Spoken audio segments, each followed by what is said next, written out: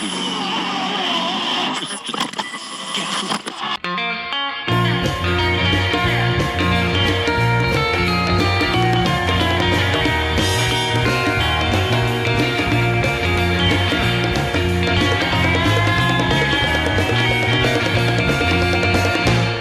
aujourd'hui je vais vous expliquer comment monter les durites de frein sur votre moto. Vous aurez besoin de durites, des rondelles, des boulons de banjo, des banjos, du tape, un bic, un mètre, un cutter, une clé de 11, un peigne à filet, très important, une pince coupante et une Dremel ou éventuellement une disqueuse. Donc pour commencer, démontez la durite d'origine de votre moto. Et la première chose qu'on va faire, c'est la mesurer pour savoir de quelle longueur on a besoin pour faire la nouvelle. La méthode la plus simple, c'est de coincer un des banjos dans l'étau, de tirer dessus pour la tendre et de la mesurer.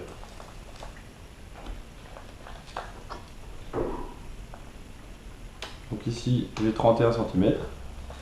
On va commencer par découper le morceau dont on a besoin. Donc la première chose à faire, c'est de voir plus ou moins où on arrive. Vous prenez un morceau de tape que vous collez sur la durite.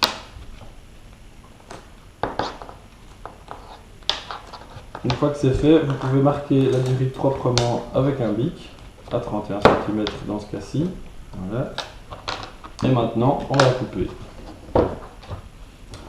Pour ça, vous la mettez dans l'étau, assez près du mort, histoire qu'elle ne commence pas à se balader. Mettez bien des lunettes parce qu'il y a des limailles d'inox qui vont voler dans tous les sens et c'est pas très agréable de les avoir dans les yeux.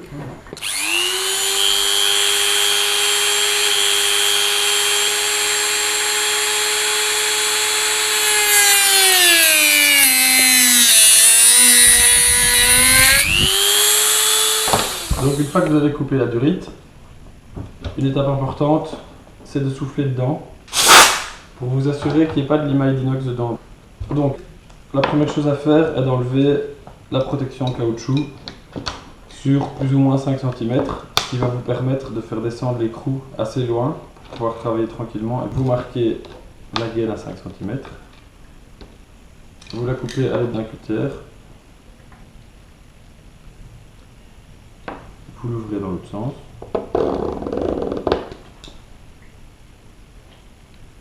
Une fois que c'est coupé et que c'est nettoyé, vous enfilez l'écrou du banjo sur la durite.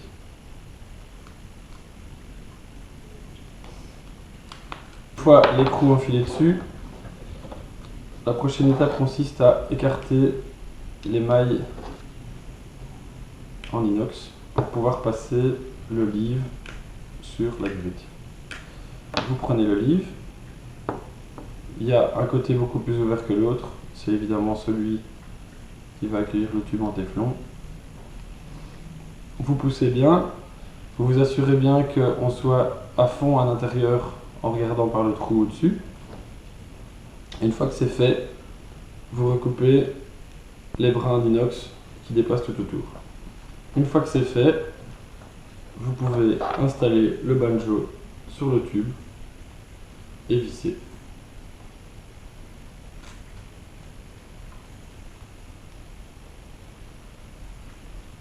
Quand le banjo commence à être dur, installez-le dans l'étau avec un bout de carton. C'est très important de protéger le banjo parce que si vous abîmez le plan de joint qui est de part et d'autre, vous aurez des fuites. Donc à l'aide de la clé de 11, serrez jusqu'au bout du filet, c'est important. Et quand vous sentez que vous arrivez au bout, arrangez-vous pour vous arrêter à temps pour obtenir l'orientation désirée entre les deux banjos. Donc on vous propose différents types de banjos. Vous avez les banjos droits, qui sont les plus utilisés en général pour descendre dans les cylindres, comme ceci. Les banjos à 20 degrés et les banjos à 45 degrés. Les banjos à 45 degrés vous permettent de faire des montages en double, comme ceci. Les banjos à 20 degrés vous permettent aussi de faire des montages en double, mais demandent un décalage entre les deux banjos. Vous avez deux types de boulons. Des simples, qui permettent le montage de un seul banjo, ou des doubles qui permettent le montage de deux banjos l'un derrière l'autre Sur le site de chez Watts, on vous propose des banjos en métrique M10 par 1 ou M10 par 1,25. Comment savoir ce dont vous avez besoin? L'idéal est de vous munir de ceci, c'est un peigne à filet.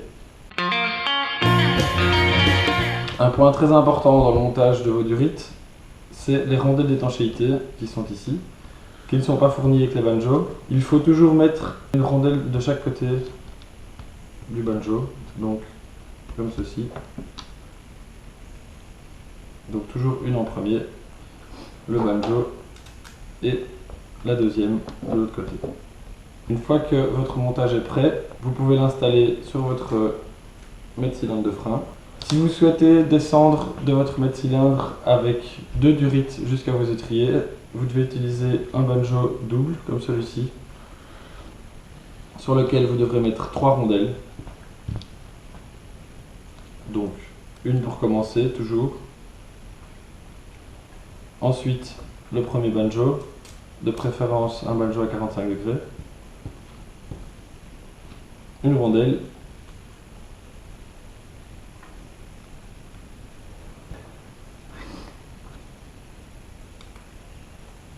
Et vous les installez comme ceci.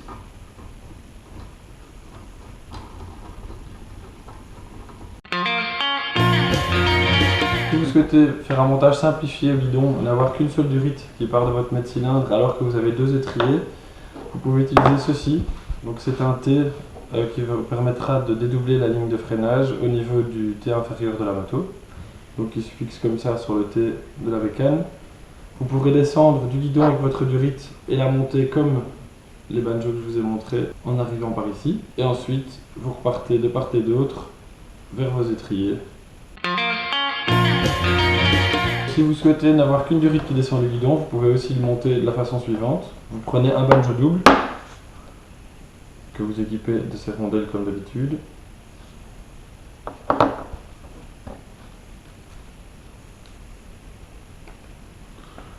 Pour ce type de montage, vous avez votre ligne de frein qui descend du guidon, qui traverse le premier étrier et qui ensuite part au deuxième étrier qui lui sera monté avec un boulon simple. Un point qui est extrêmement important, veillez à toujours respecter l'indice du liquide de frein qui est sur le bocal. Donc dans ce cas-ci, c'est DOT 4. Le DOT 5 est plus corrosif, donc si vous n'utilisez pas le bon indice, il va bouffer les joints de votre mètre-cylindre et un beau jour, vous n'aurez plus de freinage.